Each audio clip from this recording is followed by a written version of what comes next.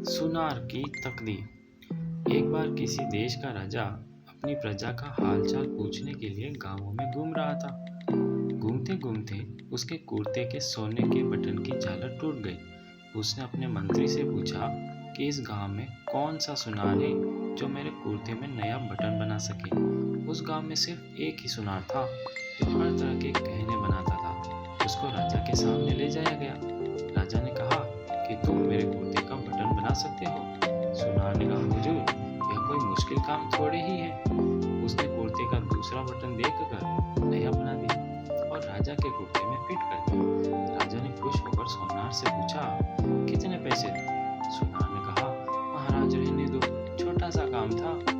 उसने मन में सोचा कि सोना राजा का था, उसने तो सिर्फ मजदूरी की है और राजा से क्या मजदूरी लेनी है। राजा ने फिर से सुनार को कहा कि नहीं नहीं, बोलो कितने दो? सोनार ने सोचा कि 2 रुपए मांग लेता हूँ।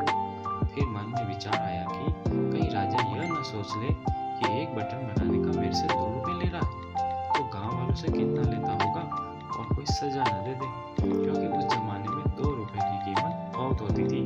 सुनार ने सोच विचार कर राजा से कहा कि महाराज, जो भी आपकी इच्छा हो दे दो।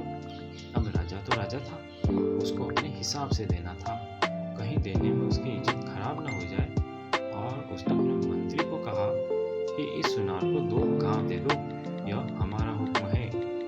यहाँ सोनी जी सिर्फ 2 रुपए की मांग का सोच रहे थे, मगर राजा ने उसको 2 गांव दे दिए। इसी तरह जब हम प्रभु पर सब कुछ छोड़ते हैं तो वह अपने हिसाब से देता है, और मांगते हैं तो सिर्फ